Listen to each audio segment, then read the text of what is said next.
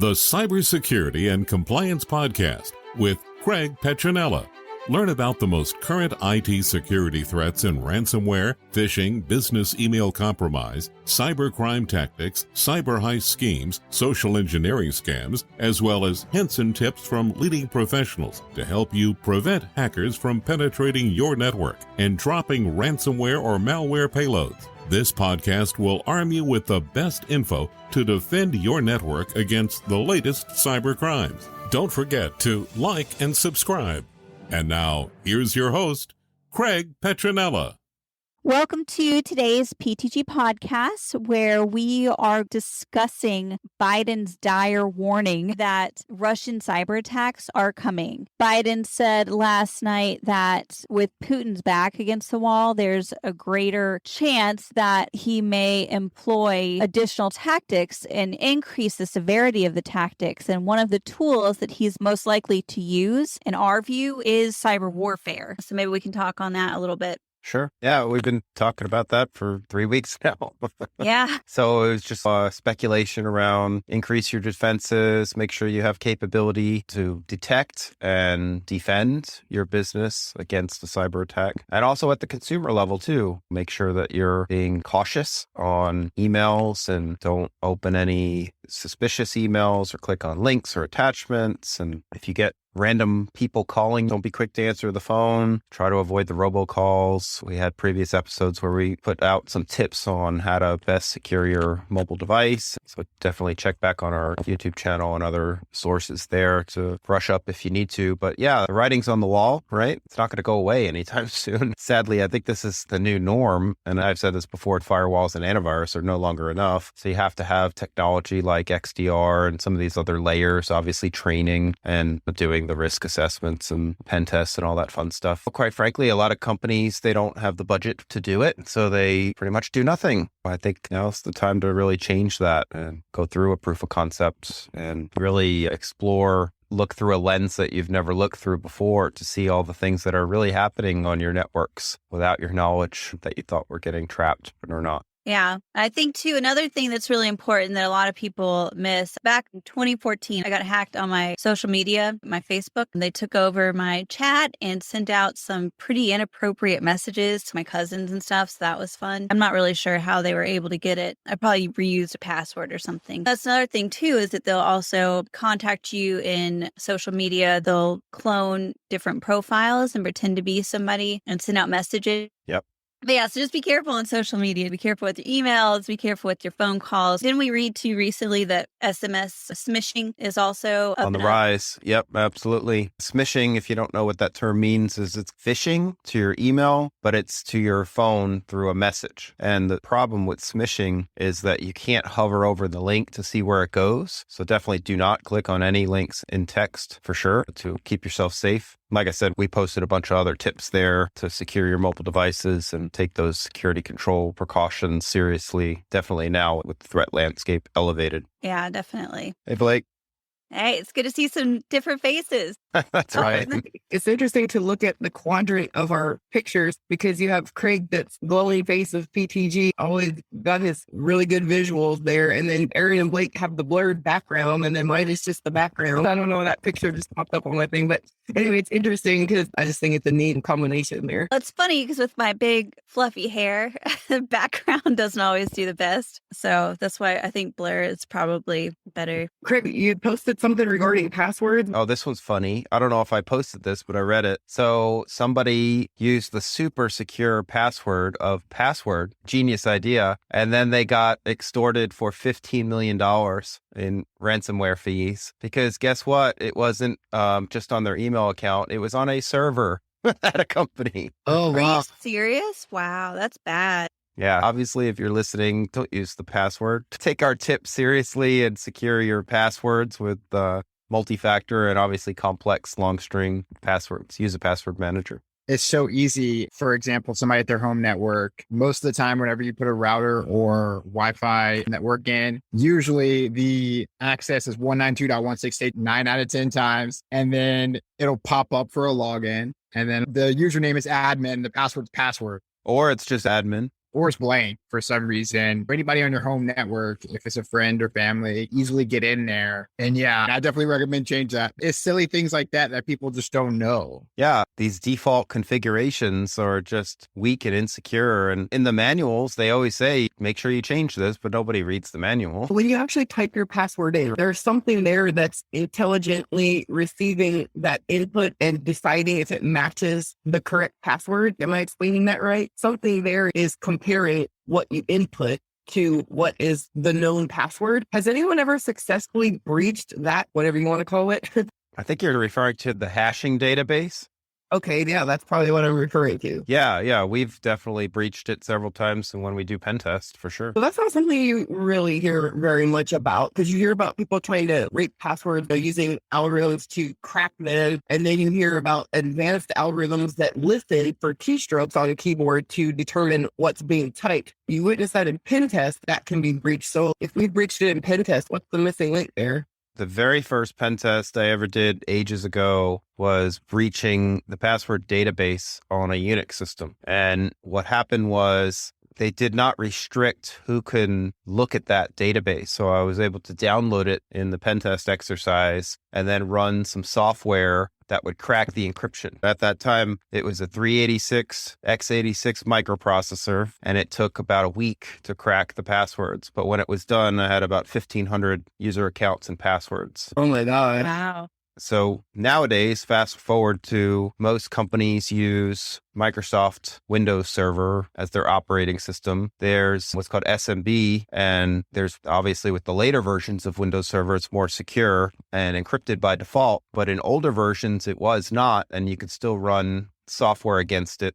And even, default settings may not be enough, but the point is that you could still capture that password database and then run tools against it to crack everyone's password. What you were talking about a minute ago was called brute force. So a lot of hackers will try combinations and use software and scripts to try combinations of what they'll do is they'll look at past breaches and they'll load up a database of all these different username password combinations, and they'll start with that database. And then they'll use what's called a dictionary file, and then they'll set up a brute force attack. So there's different ways to obviously mitigate those risks. But yeah, those are the two most common practices. You were talking at the beginning about looking at things through a different lens, and it really makes you do that when you start hearing these details, because everyone hears password security, but when you hear it broken down like that in all the different ways that passwords can be breached, then it takes on a whole new meaning. It's, oh, wow, this actually really is something to really take seriously. That's a lot of entry points. Look at what happened with Equifax, right? When the hack of Equifax, had Equifax been encrypting, then the database that was captured and stolen would have been scrambled. But they didn't use that layer for whatever reason. They weren't encrypting the passwords that were stored? They weren't encrypting the data that was able to be exfiltrated out. I don't know if they were encrypting the passwords by default, but I know that the payload was not encrypted. Had they been using more encryption layers, then the payload would have been scrambled and the hackers wouldn't have been able to breach. Oh, wow. When I was asking about the whatever it is that measures or compares the data input for the password to what's stored, what did you call it? A hash what? Hashing. So is that kind of the same concept of the hash algorithm, for example, that cryptocurrency operates on the foundation of? Similar concept. Obviously, crypto's on a blockchain, so it's different. But yeah, so when you type in password for your password, it's then translated by the operating system to a hash string, which is similar to a GUID, usually very long character, multi-character thing. And then typically it's encrypted. So then the tools would then decrypt that database and then be able to reverse the hash back to what is the English password. So the hash is one thing, and then encryption is another thing on top of the hash. It's called salting, and salting is another type of security technology that is in addition to the hashing layer that makes things a little bit more secure. That's just another layer of security. Wow. I hear the hashing and I think of a new movie by M. Night Shyamalan, the hashing. It's just interesting because there's the air of mystery around it. What is it? What is it doing actually? What functions is it performing and how? And when it does this, is it getting smarter each time? Is there a degree of machine learning that takes place with creating each hash? Looking at it from that lens, that's probably a lens we don't usually look at it through, but when you look at it through that lens, if you were the algorithm doing the hashing, are you getting sharper and smarter with each hash? No, it's a fixed programming in the operating system. So it's not going to get smarter. It's just going to do it one way and it's not going to get any smarter. And that's a whole different technology. That's interesting. Yeah. So there is what's called SMB signing, and then there's different versions of SMB signing that would help better protect that hash database. But anyway, as new versions of Microsoft, for example, as new versions of Microsoft Server came out, security was elevated in each version of their server, at least. So obviously the latest version of server is more secure by default than the 2003 server. Have you noticed lately? I've been really noticing a lot of the big tech companies and others as well, but I've really been noticing with big tech companies, they're really talking about security a lot lately. Even on my AT&T home network, the fiber optic network, they now have something called AT&T Active Security or something like that. You're hearing a lot more about this. Microsoft's talking about it. I'm hearing a lot more about security layers within big tech. Yeah, it's probably because of the elevated threat landscape that we're living in right now, right? So the providers are trying to do what they can to protect their consumers. Just yesterday, I think you saw the post that I posted about ASUS routers being vulnerable, big flaw there. So obviously you need to patch the firmware of your router. And it goes back to what's called your asset inventory. As a consumer and especially as a business, you should know what's on your network at all times. You should have mechanisms in place to make sure that devices can't be added to your network without your knowledge. You should be maintaining all those devices on the network, and obviously router, firewall, access points, wireless, Wi-Fi, IoT devices, all that stuff. The more stuff you buy, DJ, the more stuff you add to that network, the more work you got to do. And then before you know it, you're going to have all this stuff and you're not going to have any time to do anything else. So you're going to need to outsource it. I have PPG managed services. I feel like we need to write a system security plan for BJ. Yeah. Policies and procedures going. Back to Equifax, BJ, they got social security numbers from these people. So if there's anybody out there listening and you store social security numbers of your customers, that is a high sensitivity data point. And for example, if you're an accountant or if you have a medical practice, doctor, chiropractor, dentist, or whatever, make sure that you are encrypting your data. That's a really good point. Like, you can't also assume that your medical software provider or your IT guy is doing that job, because those are different jobs, and the responsibility is yours as the business owner to make sure that you have the supporting evidence and the proof that stuff is secure, because there's data breach laws in almost all of the states, laws, there's FTC regulations. So depending on the type of business you have, and you might say, oh, I'm a business owner, or maybe I'm a plumber, or I don't collect data on people. You actually are collecting data. If you're selling to a consumer, you're collecting oftentimes name, address, phone number, email address. Now you probably want to take money from that customer for the services that you provide. So you're probably taking a credit card. Now you're subject to PCI compliance mandates. You might be thinking, well, I use Square or I use QuickBooks or something like that. Again, it's still the business owner's responsibility to ensure that proper safeguards are in place. And oftentimes, if you're a low volume business where you don't do thousands of transactions a day, you could do what's called a self-assessment and self-attestation. But when you go through that, it's typically 59 questions for a small business. When you go through it, they tell you, look, can't be storing credit card numbers in an insecure system. You can't be writing them down on a piece of paper. You have responsibilities to keep this information secure. And if you don't, you're in hot water for fines, and the fines are steep. In their defense, it's understandable because they're not IT or cyber businesses. They do other things. It's like a wave, right? We caught the wave in the beginning. We all got online with AOL and whatever dial-up service, and we all started chatting online when it was brand new. And then sometime between then and now, things gained momentum and there was regulation put in place. And probably there's a lot of businesses that aren't even aware of their responsibilities in regards to IT infrastructure and cybersecurity and data breach reporting. I would say there's probably a large number of businesses that just completely are in the dark about their responsibilities there. But it happened, even if we weren't paying attention to the regulation as things progressed, it's there now. And there's breach reporting laws and things like that. And it's an education matter now, right? People starting to understand what the responsibilities are. We talked before about the gap. We have experts like you, Craig, on one end of the spectrum that can just spout off all this technical stuff within your brain. And then we have the other end of the spectrum that people who maybe don't even really understand how computing works and how a network works and all that. And that gap there has created a lot of uncertainty, maybe. And so now as people start to understand the severity of risk in regards to cyberspace, now it's an education matter. Now we have to all come together and learn what is this that we're using and have become so reliant on.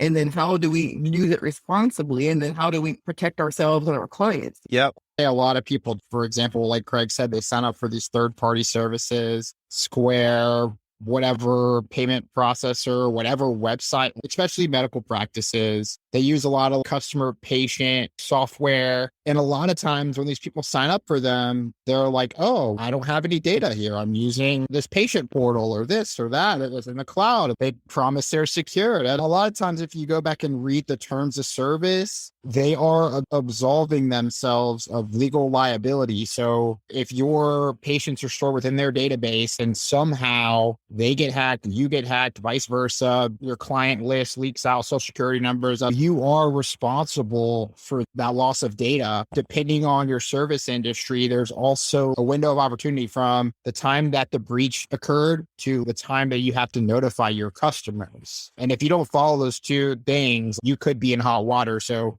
if you're serving customers at all, the biggest thing you can do is go back and look at your service agreements, look at your contracts, look at the terms of service for the applications of third-party softwares that you've signed up for and see where the liability falls. So that's the biggest thing that you can do for yourself right now.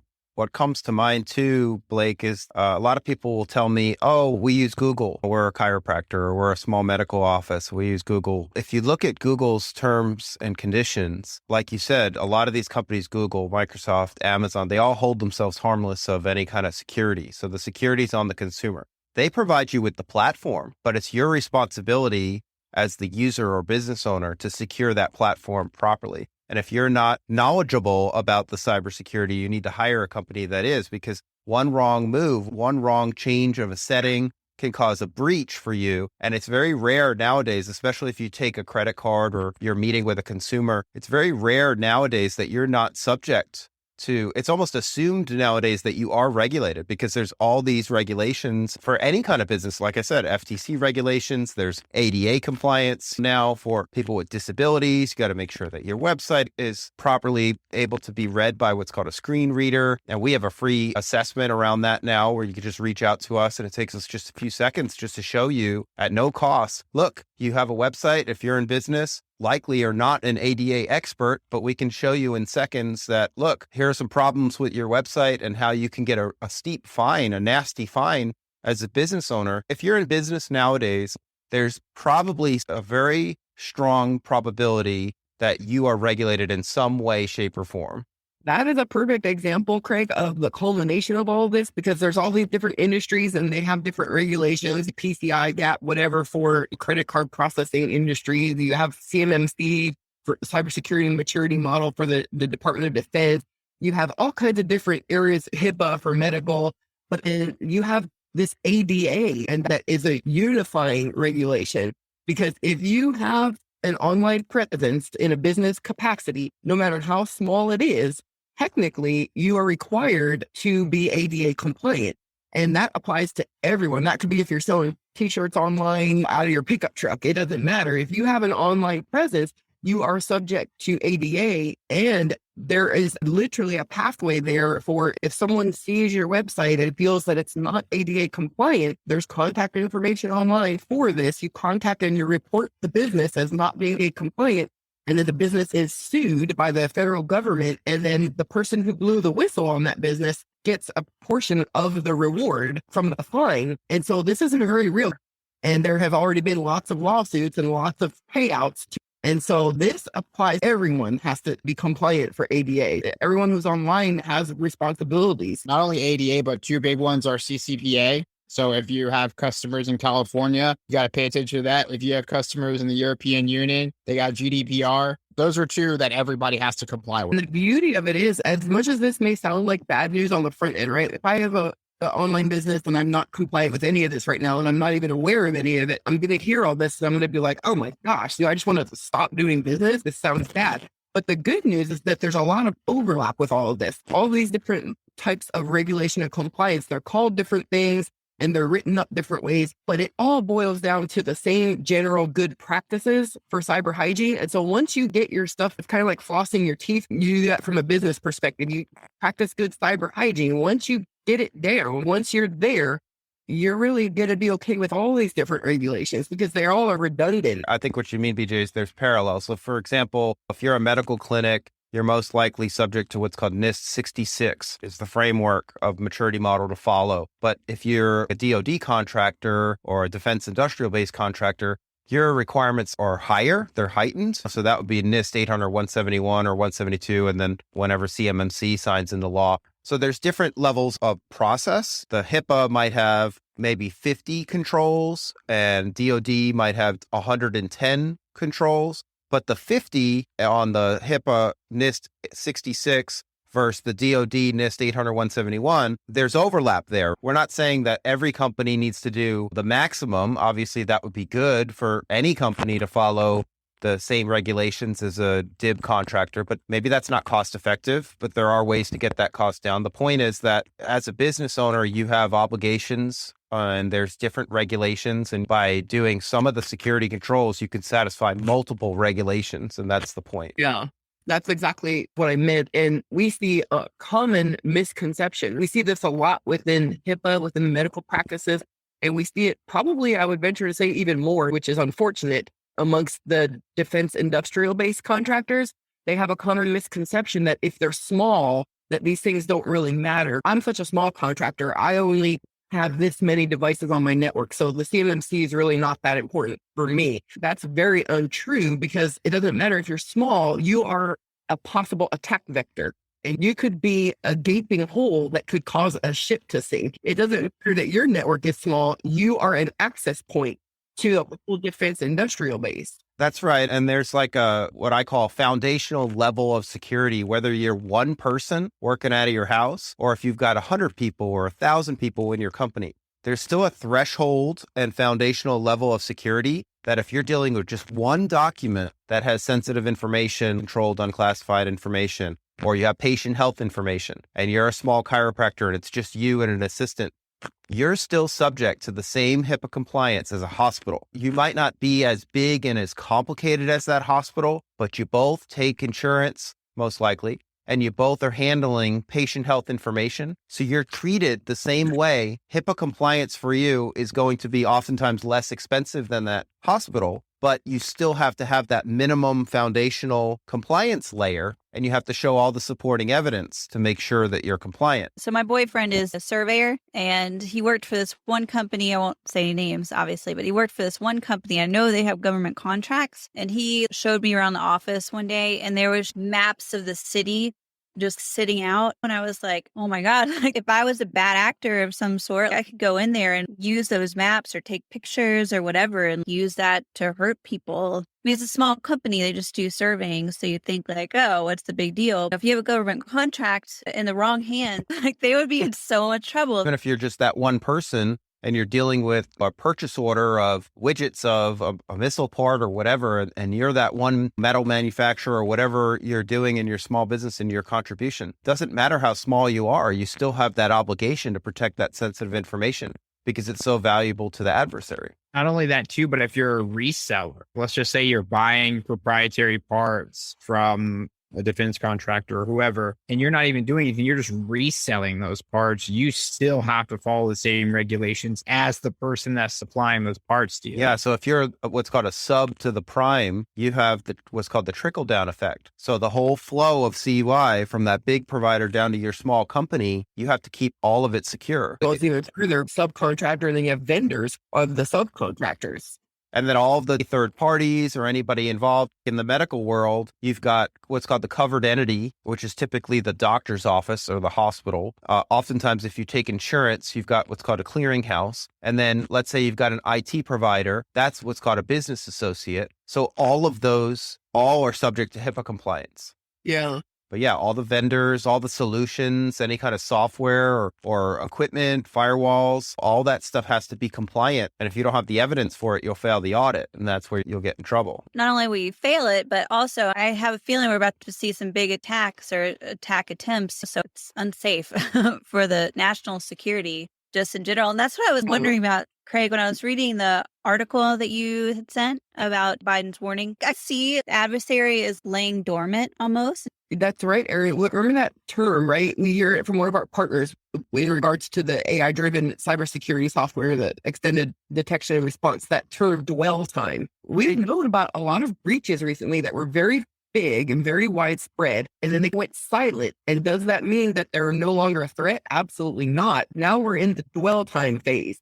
So now we don't know what's going on in the background. You've had solar winds, and then you had I always get it mixed up. Is it Log4j or Log4Shell? Yeah, both. So then you have those two main ones that were huge recently. They're kind of seem dormant right now. I read an article last week that the Log4j, just that one alone, there's every hour millions of breach attempts happening to exploit that vulnerability. Now, when you do the math with that and you look at how many businesses are affected by that Log4j vulnerability, you factor in the mathematics of millions of breach attempts happening per hour, and then how many of those are successful. Probability is going to mean that some of those are successful. And then with those successful ones, we know that there's something like 80% lateral movement from a breach. So when one of these breaches is successful, then there's going to be an 80% likelihood of a lateral movement. And so we're in that holding pattern right now where we have no idea what the situation truly is because we're in the dwell time phase right now. Well, not only are we in that dwell time phase, but you have to assume that we're all Swiss cheese. We've all got all these vulnerabilities, especially businesses. Most businesses, let's face the facts, they don't have the technology to stop this stuff. They've got more holes than they can fill, and they need help. And adversaries are exploiting that. It's so easy for them to write a script and find the low-hanging fruit. They literally push a button to scan, that it goes back to them to report, okay, here's our low-hanging fruit. Here's the easiest ways in. And then they push another button to drop the ransomware. In less than an hour, they just got a payday of millions of dollars because of all these businesses that are... Yes, they do. They push that little button, they run their automated software, and then it's the Wild West. Mathematically, it's astounding to think of the possibilities. Just again, to bring it back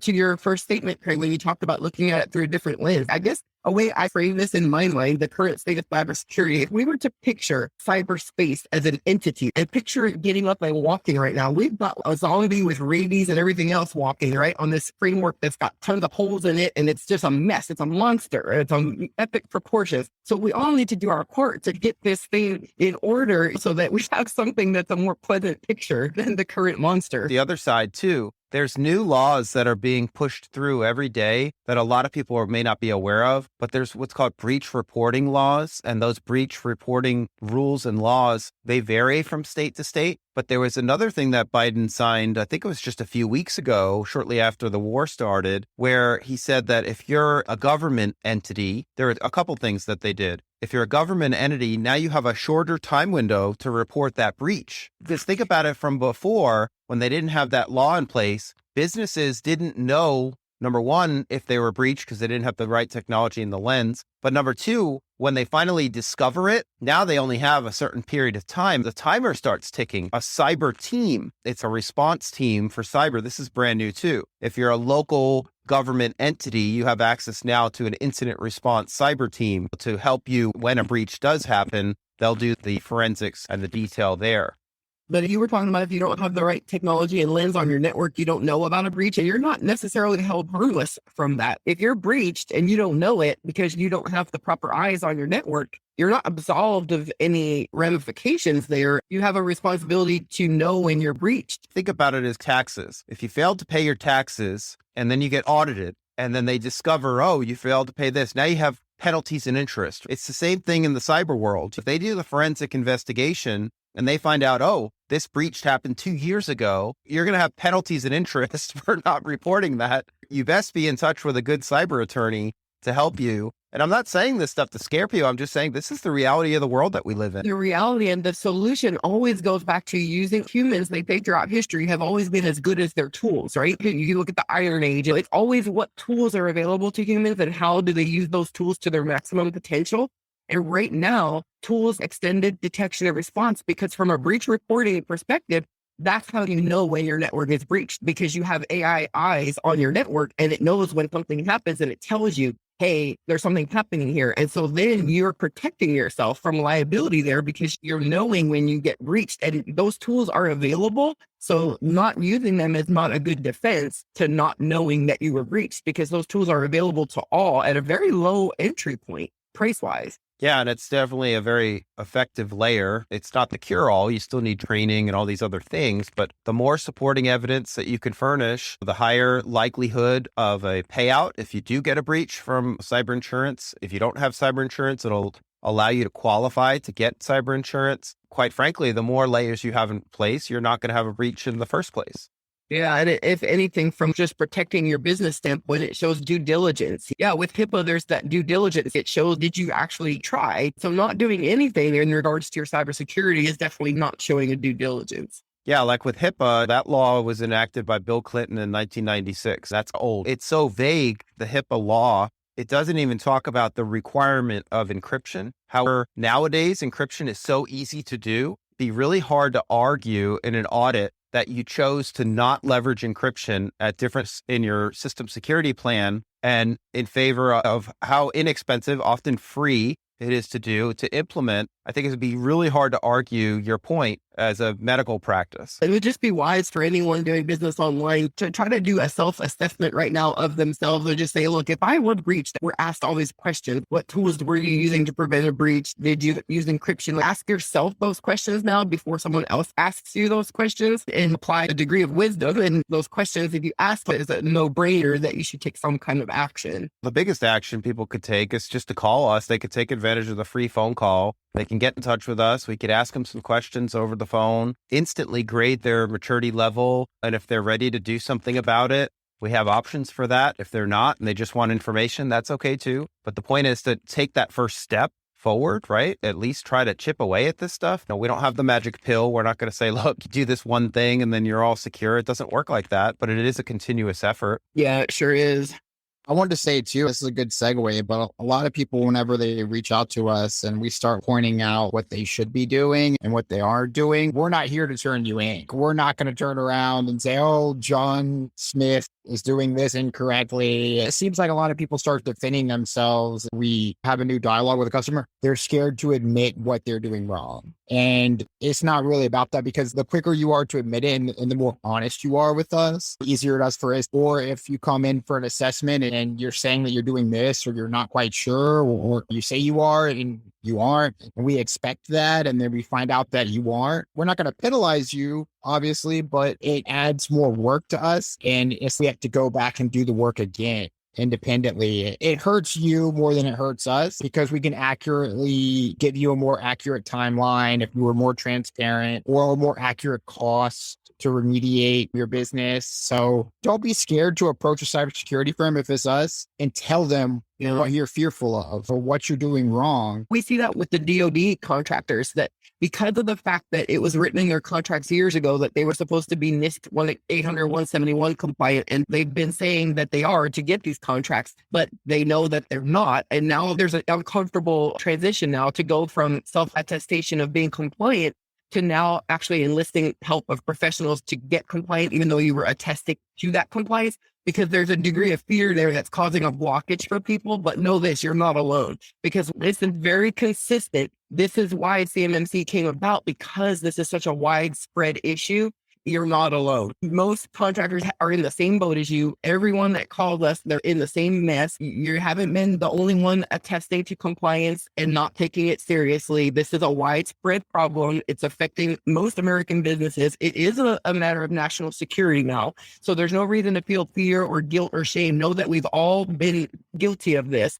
And now it's just a matter of fixing it. And there's no judgment involved. It's pretty much throughout the whole defense industrial base. And then it spreads from there to the whole nation. It's not just your business. I don't remember what portion it was, but the number of companies that were compliant is like 1%. But that's just human nature. It's not something to feel guilt or fear or shame over. It's just human nature. We prioritize what we feel is most important, and then we focus on those things, and we back burner everything else. And unfortunately, for the last several years, cybersecurity was on the back burner. And that's how we all did business, with cybersecurity on the back burner. And now it's shifting, and it's okay to know that you're part of that culture that had it on the back burner. Everyone mostly was, but now it's just Lockheed Martin. You know what I mean? The whole reason that China had a certain fighter jet was because of a breach at Lockheed Martin. It's a communal problem. We all understand because we've all had it on the back burner. If you think about it, if only 1% or maybe even 0% of these businesses are compliant, clearly there's something wrong with the policies. You can't have that many people unable to get compliant with NIST or struggling to get compliant and think, no, it's all your fault. People don't know where to start. That's the point of CMMC, is to try to make it easier. I think when it was published in 1.0, I think it created more confusion than anything. And I think that it's been cleared up a little bit, but there's still a lot of misinformation out there. The point is that that's what we do. We do this every day. We work hard to vet and test different solutions. We have the most efficient, cost-effective path, and we're always working to improve that. And it's not millions of dollars for the little guy. We can come up with some affordable solutions that will vastly improve the security and move your SPURS score up the ladder. Most people are negative in the defense industrial base, and that's okay. We understand that. But we've come up with a very efficient, cost-effective way to move them from that negative score in a short period of time to a positive score, and then keep honing that, and then eventually getting them to that perfect 110. We found a strategy that is identifying a very strategic point in the CMMC and then applying the smart tools to that strategy. And it makes for a quick pivot into the positives. We've taken clients from the negative 100 to the positive 60 pretty quickly by just utilizing one simple strategy and then applying smart tools and then making that pivot. Yep. We do as much of the work as we can. We probably do 80% of the work for the company. And we put ourselves through all the rigorous exams and certifications really for our clients. The knowledge and expertise that we've gained for CMMC, it helps us help the small business. It helps us help the medical clinic that's subject to HIPAA compliance. So that stuff we know is like the back of our hand now. And we've already found the efficiencies and more cost-effective ways to make them compliant too. We talk a lot about CMMC and DIB companies and things like that. And some companies that are listening or people that are listening are like, that's not me. That's okay. But the point is that it's a proven methodology for those folks. And we have a path forward that's cost-effective. We're going to get you from that negative score or that mark, so to speak, the easy hack, to a much more hardened company that hackers will move on to an easier target. I think that's another important thing to think of too, is a lot of the people that we work with as well. We keep compliance in the back of our head. We are trying to simplify it for everyone as much as possible. We do the mapping, right? We can help you map it back to the security controls as opposed to doing it yourself. And you're like, I have no idea what this covers. I think that's another important service that we offer. And another thing too, we're not looking to take the IT guy's job. If you've got a relationship with your IT guy, your IT company, keep that relationship. Let them do that work. But we're here to be their cybersecurity and compliance arm to work with that provider. If you're an IT provider listening, we have solutions to help bolt on our cyber and compliance team to your services. We're not going to steal your clients. We're just here to help the client become more secure. That's what we're about. Yeah, a lot of the companies we work with, of course, they're IT, and we work hand in hand with them. Mm-hmm. Yeah, because technically, especially with CMMC, there does need to be a separation of IT and cybersecurity. So technically, if you are regulated by CMMC, you can't have your IT team doing your cybersecurity. There has to be a separation between IT and cybersecurity. That's right. This stuff is so relevant. It's so critical right now. Let me point out for a moment, does everyone realize that we're in a cyber war after just having two majorly huge exploits out there with Log4j and SolarWinds? And that's a horrible time for a cyber war, guys. According to the hackers with Colonial Pipeline, they weren't even trying to mess us up. Maybe they were, but it wasn't their goal. So if you look at something like that, wasn't even their goal, they do want to wreak havoc. It's not time to be fearful, because fear doesn't help anyone, but it's time to pay attention, to just take decisive action, to say, I'm going to stop being part of the problem and try to be part of the solution. Because the more of us that get secure, the less pivot points there are, the less threat vectors there are in attack surfaces. So we're all one moving organism, right? So the more we do our part, the safer we all are. I want to say there's two parts of a cyber attack. There's the physical side, entering your system, collecting your data, breaching your network, yada. And then there's the psychological side of every attack. And then you have the reputation management too. We get a lot of calls about people that are like, oh, my Facebook's been hacked. And I'm getting these text messages about them releasing this, like Erin said, messages to their friends. That's the psychological side of the attack. A lot of hackers will utilize that to make their prey or their target feel weaker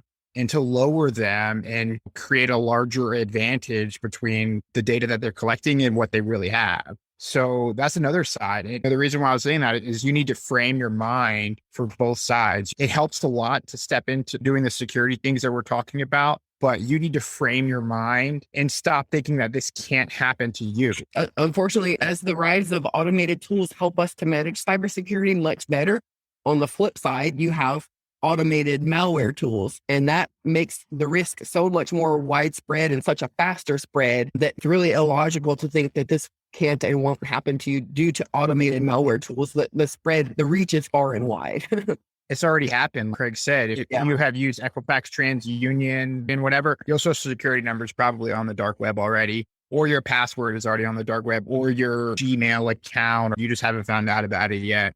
And that's the truth. Yeah. And that's the reason why we're here and we're doing these types of things for awareness. But frame your mind. You need to be prepared to take on both sides. Guys, let's wrap up for the day. Thank you, guys. Yes, and please join us tomorrow at noon for our live broadcast on Facebook, Twitter, YouTube Live. If you're not able to join us live, we will be posting our podcast pretty much wherever podcasts are posted, so check us out. Thanks a lot. Please like and subscribe, and we'll talk to you tomorrow. Thanks for listening to the Cybersecurity and Compliance Podcast with Craig Petronella. For other episodes and more information, visit PetronellaTech.com. Also visit our other websites, ComplianceArmor.com and BlockchainSecurity.com. Don't forget to like and subscribe. Thanks for listening, and stay secure.